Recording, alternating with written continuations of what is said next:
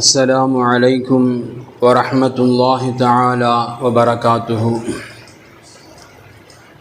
الحمد لله رب العالمين والعاقبة للمتقين والصلاة والسلام على أفضل الأنبياء والمرسلين وعلى آله وصحابه وأزواجه وذرياته وأهل بيته وأتباعه أجمعين. أما بعد فقد قال الله تعالى في القرآن العظيم وفي الفرقان الحميد: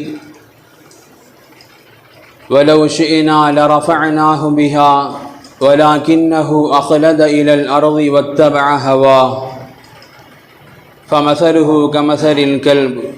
صدق الله العلي العظيم. عن أبي هريرة رضي الله تعالى عنه قال: قال رسول الله صلى الله عليه وسلم: وإن لنا في البهائم أجرا، قال: في كل ذات كبد رطبة أجر. وصدق رسول الله صلى الله عليه وسلم. எல்லா புகழும் புகழ்ச்சியும் ஏக இறையோனாகிய வல்லோன் அல்லாஹுக்கு சுப்ஹானஹு வ தஆலா ஒருவனுக்கே உரித்தாகட்டுமாக. அவனது இறுதி தூதர் ஹாத்தமுன் நபி முஹம்மதுன் ஸல்லல்லாஹு அலைஹி வஸல்லம் அன்னவர்கள் மீதும் அன்னாரது வாழ்க்கை வழிமுறைகளை தங்களது வாழ்வின் எல்லா நிலைகளிலும் கடைபிடித்து வந்த உத்தம சத்திய சஹாபாக்கள், தாபிஈன்கள், தபஉ தாபிஈன்கள், அக்தாபுகள், அவுலியாக்கள், நல்லோர்கள், நாதாக்கள், மேலும் உலகளாவிய முஸ்லிம்கள் குறிப்பாக இந்த ஜும்ஆவிற்கு வருகை தந்த இன்னும் வரவிருக்கின்ற நம் அனைவர்கள் மீதும் வல்லோன் அல்லாஹுவின் அன்பும் அருளும் என்றென்றும் நிறைவாக உண்டாவதாக. ஆமீன். அன்பிற்குரிய கண்ணியம் பொருந்திய அல்லாஹ்வின் நல்லடியார்களே, பொதுவாகவே உலகை பொறுத்தவரை ஒவ்வொரு மனிதருக்கும் ஒவ்வொரு விதமான காரியங்களில், செயல்பாடுகளில் அலாதியான ஒரு இன்பமும் பிரியமும் இருக்கும். அதுபோன்று உலகத்தில் இன்று நாம் பார்க்கலாம், பல்வேறு விதமான மனிதர்களுக்கு விலங்குகளை வளர்ப்பதில், செல்ல பிராணிகளை வளர்ப்பதில் இன்றைய காலகட்டத்தை பொறுத்தவரை அதிகமான மனிதர்கள் செல்ல பிராணிகளை வளர்ப்பதில் அதிகமான ஒரு ஈடுபாட்டை காட்டுவதை, ஒரு நேசத்தை காட்டுவதை நம்மால் இன்றைய உலக வாழ்க்கையில் யதார்த்தமாக பார்க்க முடியும். இதை மற்றொரு பெயரில் சொல்வதாக இருந்தால், பிற ஜீவன்களின் மீது, மனிதர்கள் அல்லாத பிற படைப்பினர்களின் மீது ஜீவ காருண்யம், ஒரு இரக்கம் காட்டுகின்றோம், கருணை காட்டுகின்றோம் என்ற பெயரிலும் கூட நிறைய மனிதர்கள் இதை ஒரு தொண்டாக, சேவையாக செயலாற்றி வருவதையெல்லாம் இன்றைய உலகில் நம்மால் காண முடியும். ஆனால் அதே வேளையில் மறுபுறம் இந்த ஜீவ காருண்யத்திற்கு எதிரானவர்களாக இஸ்லாமியர்களை சித்தரிப்பதையும், இஸ்லாமியர்கள் மாமிசங்களை உண்பார்களே தவிர அதை வளர்ப்பதையோ, அதை நேசம் காட்டுவதையோ அதிகம் ஈடுபட மாட்டார்கள் என்பது போன்ற ஜீவ காருண்யத்திற்கு எதிரானவர்கள் போன்ற ஒரு சித்தரிப்பையும் இந்த உலகத்தில் நம்மால் காண முடியும். ஆனால் யதார்த்தம் அப்படி அல்ல. இந்த உலகமே வியர்ந்து பார்த்த உலகத்தில் மனிதர்களை கூட மனிதர்களாக மதிக்க தெரியாத ஒரு காலகட்டத்தில் புகாரியுடைய ஹதீஸ், இந்த இஸ்லாமிய மார்க்கம், அண்ணன் பெருமானார் ஸல்லல்லாஹு அலைஹி வஸல்லம் அன்னவர்கள் மனிதர்களை கடந்தும் பிற உயிரினங்களை நேசிக்க வேண்டும், எவ்வாறெல்லாம் நேசிக்க வேண்டும் என்பதை கற்றுக் கொடுத்த வரலாறுகளை நம்மால் நபிகள் பெருமானாருடைய கூற்றுகளின் மூலமாக, நபிகள் பெருமானாருடைய வாழ்க்கையின் மூலமாக நிறைய செய்திகளை நம்மால் காண முடியும். நமக்கெல்லாம் தெரியும், பிரபலியமான ஹதீஸும் கூட, புகாரியில் பதிவு செய்யப்பட்ட ஹதீஸும் கூட, நபிகள் பெருமானார் ஸல்லல்லாஹு அலைஹி வஸல்லம் அன்னவர்கள் சஹாபாக்கள் எல்லாம் சூழ்ந்திருந்த ஒரு அவை, அந்த அவையில் நபிகள் பெருமானார் ஸல்லல்லாஹு அலைஹி வஸல்லம் அன்னவர்கள் ஒரு மனிதனுடைய நிகழ்வை குறித்து ரசூலுல்லாஹ் சொல்லி காட்டுறாங்க. என்ன நிகழ்வு? ஒரு மனிதர் ஒரு பயணத்தின் தேவையாக ஒரு காட்டு வழியாக பயணப்பட்டு போகின்றார். அப்படி போகின்ற பொழுது அவருக்கு கடுமையான தண்ணீர் தாகம் ஏற்படுகின்றது. தனது தாகத்தை தீர்ப்பதற்கு எங்கேயேனும் தண்ணீர் கிடைக்குமா என்று தேடி பார்க்கின்றார். அப்படி தேடி பார்த்து கொண்டே செல்கின்ற பொழுது சிறிது தூரத்தில் ஒரு கிணறு தெரிகின்றது. அந்த கிணற்றில் தண்ணீர் இருக்கின்றது. கடுமையான தாகத்தில் இருந்த அந்த மனிதர் அந்த கிணற்றில் இறங்கி தனது தாகத்தை எவ்வளவு தூரங்கள் தீர்த்து கொள்ள முடியுமோ அவ்வளவு தூரங்கள் தண்ணீரை அருந்தி தனது தாகத்தை தீர்த்துவிட்டு கிணற்றிலிருந்து மேலேறி வருகின்றார். அப்படி வருகின்ற பொழுது அந்த கிணற்றிற்கு வெளியே அவர் காணக்கூடிய ஒரு காட்சி, ஒரு நாய், ஒரு உயிருள்ள ஒரு ஜீவன், ஒரு நாய். இவர் எந்த தாகத்தில் இருந்தாரோ அதுபோன்ற கடுமையான தாகத்தினால் பாதிக்கப்பட்ட அந்த நாய் தனது தாகத்தை தீர்த்து கொள்வதற்காக தனது நாக்கை மண்ணின் மீது சுழற்றுகின்றது. கடுமையான தாகத்தை உணர்த்துகின்றது. அந்த காட்சியை காணக்கூடிய அந்த மனிதர் தனது காலில் அணிந்திருந்த ஷூவை கலட்டுறாரு. மீண்டும் கிணத்துக்குள்ள போறாரு. அந்த ஷூ நிறைய, இன்னைக்கு மாதிரி ஷூ இல்லை, அன்னைக்கெல்லாம் தோலில் செஞ்சிருப்பாங்க. பழைய ஷூ கேள்விப்பட்டிருப்போம், பார்த்துருக்கலாம். அப்ப அந்த தோலில் செய்யப்பட்ட அந்த ஷூ அதை கிணற்றிற்குள்ளாக இறங்கி அது நிறைய தண்ணீரை எடுத்துக்கொண்டு வந்து நாயின் வாயில் தண்ணீரை ஊற்றுகின்றார். நாய் தண்ணீரை தாகம் தீரும் அளவுக்கு நன்கு குடிக்கின்றது. நன்கு குடித்து அந்த நாயும் தாகத்தை தீர்த்துவிட்டு சென்று விடுகின்றது. இவையெல்லாம் கண்டு கொண்டிருந்த அல்லாஹ் ரப்புல் ஆலமீன் மலக்குகள் மூலமாக அல்லாஹ் சொல்லி அனுப்புகின்றான். நபிகள் பெருமானார் சொல்றாங்க, ஃபஷக்கர அல்லாஹு லஹு, அந்த மனிதருக்கு நான் நன்றி செலுத்தியதாக. பொதுவாக படைப்பினங்கள் படைப்பாளனுக்கு, அடியார்கள் எஜமானுக்கு நன்றி செலுத்துவோம், அது உலகத்தின் யதார்த்தம். ஆனால் அல்லாஹ் இங்கு சொல்லுகின்றான், ஃபஷக்கர அல்லாஹு லஹு, அந்த மனிதருக்கு நான் நன்றி செலுத்தினேன் என்று மலக்குகள் நீங்கள் அவரிடத்தில் சொல்லுங்கள்.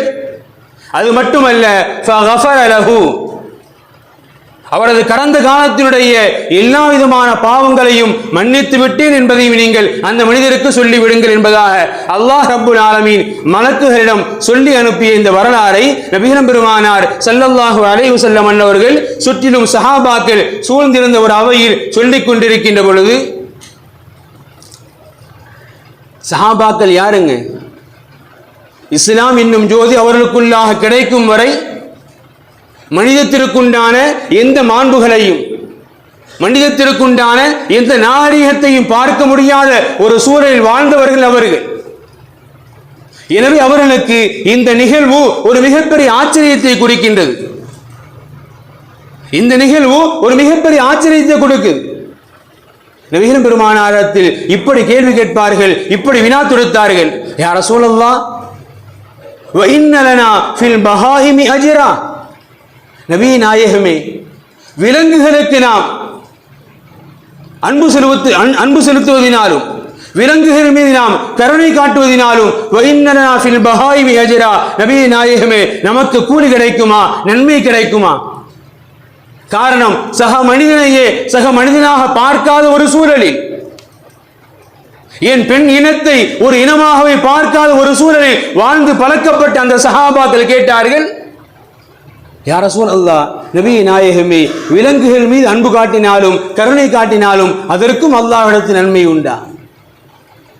நபிகள் பெருமானார் சொல்லித் தருவார்கள், ஆம், ஃபீ குல்லி தாத்தி கபிதி ரதிபதி அஜ்ருன், மென்மையான ஈரல் இருக்கக்கூடிய உயிர் இருக்கக்கூடிய எந்த உயிரினத்தின் மீது எந்த விலங்கினத்தின் மீது நீங்கள் கருணை காட்டினாலும் கண்டிப்பாக அதற்குண்டான கூலி உங்களுக்கு உண்டு, உங்களுக்கு கிடைக்கும் என்பதை நபிகள் பெருமானார் ஸல்லல்லாஹு அலைஹி வஸல்லம் அன்னவர்கள் கிட்டத்தட்ட மனிதனுக்குண்டான மாண்பை கூட நாகரிகத்தினுடைய எந்த பண்பையும் கிடைக்கப்பெறாத அந்த சமூகத்தில் நபிகள் பெருமானார் சொன்னார்கள், இரக்கம் காட்டப்படுவதற்கு, கருணை காட்டப்படுவதற்கு, அன்பு பரிமாறப்படுவதற்கு மனிதர்கள் மட்டுமல்ல விலங்குகளும் தகுதியானதுதான் என்கின்ற அன்பை விதைத்தவர்கள், விதைத்தது இந்த இஸ்லாமிய மார்க்கம், விதைத்தவர்கள் அண்ணலம் பெருமானார் ஸல்லல்லாஹு அலைஹி வஸல்லம் அன்னவர்கள். ஜீவ காருண்யத்தை குறித்து இந்த சமுதாயத்திற்கு பிற மதத்திலிருந்து யாரும் சொல்லித்தான் பாடம் எடுக்கத்தான் வேண்டும் என்கின்ற அவசியம் கிடையாது. காரணம், உலகத்திற்கு முதலாக ஜீவ காருண்யத்தை குறித்து பாடம் நடத்தியவர்கள் எங்கள் பூமான் நபி ஸல்லல்லாஹு அலைஹி வஸல்லம் அன்னவர்கள் என்பதை காலத்தின் மூலமாக நாம் வரலாற்றின் மூலமாக உணர்ந்து கொள்ள வேண்டும். குறிப்பாக இந்த ஜீவ காருண்யம், இந்த செல்ல பிராணிகளை வளர்த்தல் கிட்டத்தட்ட இந்த ஒரு மாதத்திற்குள்ளாக, அதிலும் குறிப்பாக கடந்த 11ஆம் தேதிக்கு பிறகு இந்திய அளவில் ஒரு மிகப்பெரிய பேசு பொருளாக மாறி போயிருக்கின்றது. காரணம் என்னங்க, நமக்கு எல்லாம் தெரியும். கடந்த 11ஆம் தேதி டெல்லி உச்சநீதிமன்றம் தானாக முன்வந்து ஒரு வழக்கை எடுத்து அந்த வழக்கில் நீதிமன்றம் தீர்ப்பை தருகின்றது. என்ன விஷயம்? டெல்லி மாநகரத்திலும் பிற மாநிலங்களிலும் நாய்களுடைய தொல்லைகள் அதிகரித்திருக்கின்றது. நாய்கள் மூலமாக மனிதர்களுக்கு மிகவும் அதிகமான சேதாரங்கள் ஏற்படுகின்றது, பாதிப்பு ஏற்படுகின்றது. எனவே நாய்களை ஒரு தனியாக ஒரு காப்பகத்தில் அடைத்து மனிதர்களுக்கு தொந்தரவு தராத அளவிற்கு அவைகளை அப்புறப்படுத்துங்கள் என்கின்ற ஒரு தீர்ப்பை கொடுத்ததின் பின்னால் விலங்கு ஆர்வலர்கள், ப்ளூ கிராஸ், இன்னும் மனிதநேயத்தில் நாங்கள் தான் மிஞ்சி இருக்கிறோம் என்பது போன்ற காட்டிக்கொள்ளக்கூடிய சில மிதமிஞ்சிய படைப்பாளிகள் அவர்கள்லாம் முன் வர்றாங்க. அது எப்படி நீங்க நாயை அப்புறப்படுத்த சொல்லலாம்? அது எப்படி நீங்க நாயை போய் ஒரு காப்பாற்று அடைக்க சொல்லலாம்? அதுவும் ஒரு உயிரினம் தானே என்பது போன்ற அதிகமான விமர்சனங்கள் தொடர்ந்து வந்து கொண்டே இருக்குது. இருப்பினும் அல்ஹம்துலில்லாஹ் இந்திய தேசத்தினுடைய உச்சநீதிமன்றங்கள், கீழே இருக்கக்கூடிய நீதிபதிகள் இவர்களை குறித்தெல்லாம் நாம் அதிக அளவு மதிக்கக்கூடிய அளவுக்கு நிறைய விஷயங்கள் இல்லை என்று சொன்னாலும், இது போன்ற பொது விஷயங்களிலாவது, பொது சமுதாயத்திற்கு பாதிப்பை தரக்கூடிய இது போன்ற காரியங்களிலாவது அவர்களாக முன்வந்து இந்த நடவடிக்கை எடுத்திருப்பது, பலர்களுடைய இந்த கூற்றிற்கு பிறகும் அல்ஹம்துலில்லாஹ் உச்சநீதிமன்றம் செவிசாய்க்கவில்லை. மிக தெளிவாக சொல்கின்றது, மனித உயிரை விட நாய்களுக்கு உண்டான மதிப்பு அதிகம் இல்லை. எத்தனையோ மனித உயிர்கள் இவைகளினால் பாதிக்கப்படுகின்றது, அவைகளை விட இந்த நாயுடைய உயிர் ஒன்றும் பெரிதல்ல. எனவே நாய்களை மிக விரைவாக துரிதமாக அப்புறப்படுத்துங்கள் என்கின்ற தீர்ப்பையே மீண்டும் கொடுத்திருக்கின்றது. இன்னைக்கு உலகமே திணறி போய் இருக்கக்கூடிய ஒரு சூழலில் இஸ்லாம் வளர்ப்பு பிராணிகளை குறித்து, செல்ல பிராணிகளாக வளர்ப்பதை குறித்து, அதிலும் குறிப்பாக இந்த நாய் போன்ற ஜீவராசிகளை வளர்ப்பதை குறித்து இஸ்லாம் நமக்கு சொல்லித்தரக்கூடிய வழிகாட்டுதல்களும் அணுகுமுறைகளும் இன்றைய காலத்திற்கு, இன்றைய நிலைமைக்கு மிக மிக தோதுவானது என்கின்ற அடிப்படையில் முதல்ல ஒரு ஈமான்தாரியாக நாயை நம்ம இல்லங்களில் வளர்க்கலாமா?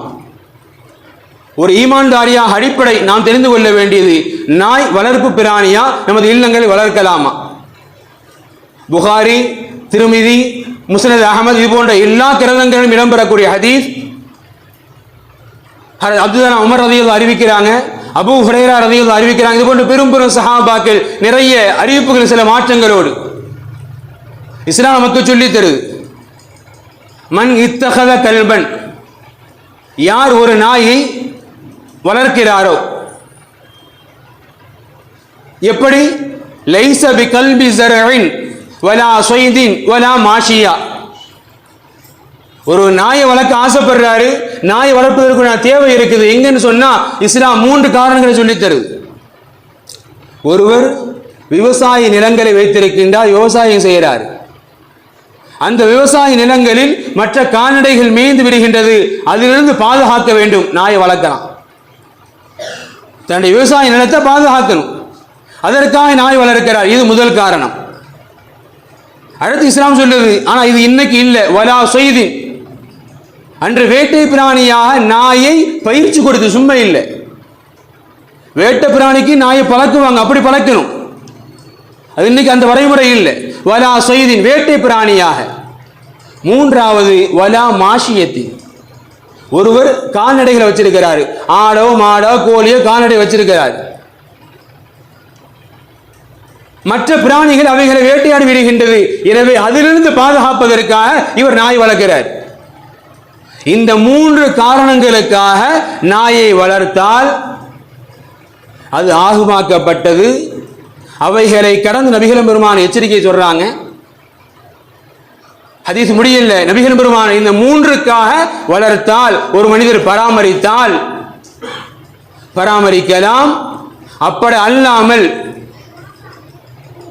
அப்படி இல்லாமல் வேறு காரணங்களுக்காக, இவருடைய பெருமைக்காக, இவருடைய ஆடம்பரத்திற்காக அவர் செல்ல பிராணி வீட்டுக்குள்ள வச்சு இவர் வளர்க்கிறாரு, இந்த மாதிரி காரணங்கள் இருந்தால் இஸ்லாமியர்கள் புரிந்து கொள்ள வேண்டும்.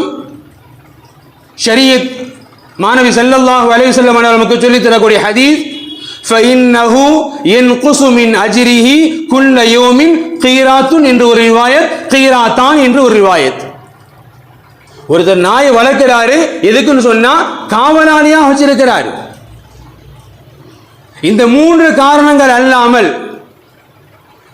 பெருமைக்காக, ஆடம்பரத்திற்காக, எதில் செலவழிக்கணும்னு சொல்லி தெரியாம இவர் செலவழிச்சிருக்கிறாரு, இவர் வச்சிருக்கிறாரு சொன்னா நபிகள் பெருமானார் இஸ்லாம் சொல்லி தரக்கூடிய எச்சரிக்கை, ஒரு மூமின் இந்த காரியத்தை செய்தால் அவரது ஒவ்வொரு நாளில் இருந்தும் அல்லாஹ் ரப்புல் ஆலமீன் அவரது நன்மைகளில் இருந்து ஒரு கீராத், சில ரிவாயத்துகள் புகாரியுடைய ரிவாயத்தில் 2 கீராத். ஒரு கீராத்னா எவ்வளவு நன்மைங்க? உஹது மலையினுடைய அளவுதான் ஒரு கீராத் என்பது. ஒரு கீராத் என்பது உஹது மலையின் அளவுதான் ஒரு கீராத் என்பது. நபிகள் பெருமான் சொல்றாங்க, யார் நாயை வளர்க்கிறாரோ அவரது ஒவ்வொரு நாளுக்கும் அல்லாஹ் ரப்புல் ஆலமீன் 2 கீராத்தின் நன்மைகள் அல்லாஹ் குறைச்சிக்கிட்டே இருக்கிறான். நாம 2 கீராத் அளவுக்கு நன்மை செய்யறோமா இல்லையா தெரியாது. முதல்ல நீங்க நம்ம 5-10 யாசகம் கொடுக்கிற மாதிரி நம்ம நன்மை எல்லாம் 5-10 கூலி பெற்றாலே பெருசு.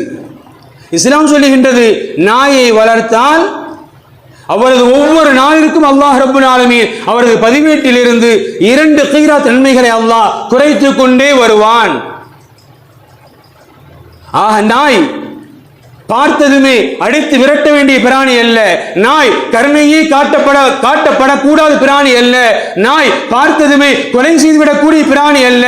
நாய் கருணை காட்டப்படலாம், நாய் வீட்டில் இருக்கலாம், நாய் காவலாளியாக பின்புறத்தில் இருக்கலாம். அவைகளை கடந்து வீட்டின் செல்ல பிராணிகளாக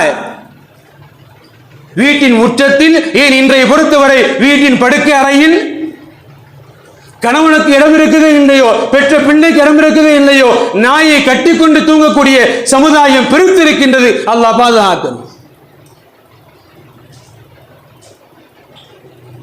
இதில் இஸ்லாமியர்களும் கட்டுப்படுகின்றார்கள். அதுதான் இங்கே வேதனைக்கு உண்டானது. ஒரு காலம் இருந்துச்சுங்க, இது போன்ற வெளிச்சங்கள் கிடையாது. இன்றைக்கெல்லாம் இரவு கூட பகல் என்று நினைக்கக்கூடிய அளவுக்கு வெளிச்சங்கள் சூழ்ந்திருக்கக்கூடிய ஒரு வேலை. திருடர்களை குறித்தெல்லாம் அவ்வளவு தூரங்கள் அச்சப்பட தேவையில்லாத ஒரு வாழ்க்கை. அன்னைக்கு நாயை வச்சிருந்தாங்க, பெரிய வீடு பாதுகாக்க தேவை நாயை வச்சிருந்தாங்க. இன்னைக்கு நாயை வச்சிருக்கிறாங்க, காவலாளியா இல்லை, விட்டா கல்யாணம் பண்ணிக்குவோம் போல. நீ காவலாளி இல்லை, கெட்டிய கணவனாக வச்சுக்கிறாங்க, அதை தான் கெட்டி பிடிச்சி தூங்குறாங்க. கார் எடுத்துட்டு போறான், முன்னாடி புருஷன் இருக்க வேண்டிய இடத்துல நாய் தான் இருக்குது. பெத்த பிள்ளை கூட நீங்க மதிக்கிறது இல்லை. அவனுக்கு சாப்பாடு போட்டியா, அதுக்கு சாப்பாடு போட்டியா. பெத்த பிள்ளைக்கு 10 ரூபா பிஸ்கெட்டை யோசிக்கிறான், அதுக்கு ஷாப்பிங் தனியா போறான். ஆடம்பரத்தின் அடையாளமாக மாறி இருக்குது. அன்னைக்கு காவலாளியாக இருந்தது. வீட்டின் ஒரு ஓரத்தில் அல்லது வீட்டினுடைய பின்பகுதியில் இருந்த ஒரு ஜீவன் இன்று படுக்கை அறைக்குள்ளாக கொண்டு வரக்கூடிய அளவுக்கு மாறி இருக்குது. இது காவலாளி அல்ல, ஆடம்பரத்தின் அடையாளம். லட்சங்களை தொட்டிருக்கின்றது இன்றைய வேளையில் நாய்களுடைய விலைகள். அதிசயம் இல்லை, வகை வகையான நாய் லட்சத்தை தொட்டு இருக்குது. நீ இவ்வளவுக்கு வாங்கினியா, நான் இவ்வளவுக்கு வாங்குறேன் பாரு.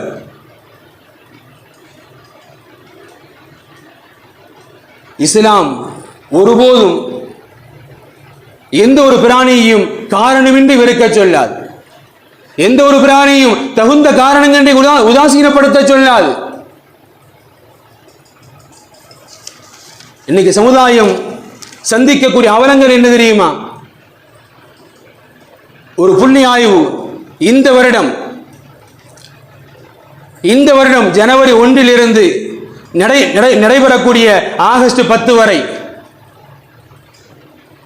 நாய் கடியினால் பாதிக்கப்பட்டவர்கள் 3,67,604 பேர். இந்த வருஷத்தில் இந்த 10 மாதம் 8 மாதங்களுக்குள்ளாக நாய் கடியினால் பாதிக்கப்பட்டவர்கள் 3,67,604 பேர். நாய் கடியினால் உயிர் பலி 20 பேர். கடந்த 2023-24 4,41,804 பேர் நாய்க்கடியினால் பாதிப்பு, 18 பேர் உயிர் பலி. இஸ்லாம் ஏன் நாயின் விஷயத்தில் சமுதாயத்தை இவ்வளவு தூரங்கள் எச்சரிக்கையோடு, பாராமுகமாக இருந்து விடாதீர்கள், அலட்சியமாக இருந்து விடாதீர்கள், ஏன் அதுவும் ஒரு உயிரினம் தானே, அதுவும் ஒரு ஜீவராசி தானே, ஏன் இஸ்லாம் இவ்வளவு தூரங்கள்? அண்ணன் பெருமானாருடைய தெளிவான ஹதீஸ், இதா வலகல் கல்பு ஃபில் இனாஇ ஃபஅமலூஹு 7 மராத் ஃபகஸிலூஹு 7 மராத். உங்களது பாத்திரங்களில் நாய் வாய் வைத்து விட்டால் அந்த பாத்திரத்தை உடனடியாக 7 முறை கழுகுங்கள். நீங்க சாப்பிடக்கூடிய, நீங்க பயன்படுத்தக்கூடிய பாத்திரத்தில் நாய் வாய் வச்சிருக்குன்னு சொன்னா உடனடியாக 7 முறை கழுகுங்கள்.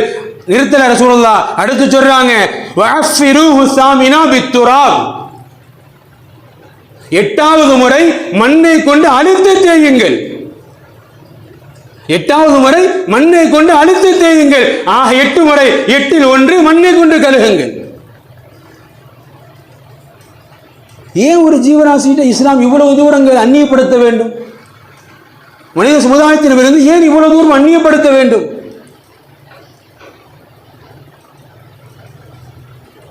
இன்னைக்கு மருத்துவ உலகம் அச்சப்படக்கூடிய ஒரு நோய்கள் உண்டு, ரேபிஸ் நோய். இன்றைய அளவிலும் உலக அளவில் சில வியாதிகளுக்கு மருந்து முழுவதுமாக கண்டுபிடிக்கப்படவில்லை. அப்படி கண்டுபிடிக்கப்படாத நோயில் ஒன்றுதான் ரேபிஸ் அப்படிங்கிற நோய். எந்த அளவுக்குன்னு சொன்னா மருத்துவர்கள் சொல்லி காட்டுறாங்க, ரேபிஸ் ஒரு தீவிரமான நோய். அதனுடைய அறிகுறிகள் தோன்றிவிட்டால் அதற்கு சிகிச்சை கொடுப்பது கடினம். ரேபிஸ் ஒரு தீவிரமான நோய், அறிகுறி தோன்றிவிட்டால் அதற்கு சிகிச்சை கொடுப்பது கடினம். ரேபிஸ்ங்கிறது என்ன? ஒருவரை நாய் கடிக்குது, ஒருவர் நாய் கடிச்சிருது அல்லது நாய் பராண்டிருது. இதற்கு இன்றைய மருத்துவ உலகம் கடித்த அன்று ஒரு ஊசி, 3வது நாள் அடுத்த ஒரு ஊசி, 14ஆம் நாள் அடுத்த ஒரு ஊசி, 28ஆம் நாள் அடுத்த ஒரு ஊசி, மொத்தம் 5 ஊசி. அதை 4 கண்டினியூவா போட்டு ஆகணும். இப்போ ஒரு நாய் கடிச்சிருக்குது, அவர் இந்த ஊசியை கண்டிப்பா போடணும். அப்படி செலுத்தவில்லை என்று சொன்னால்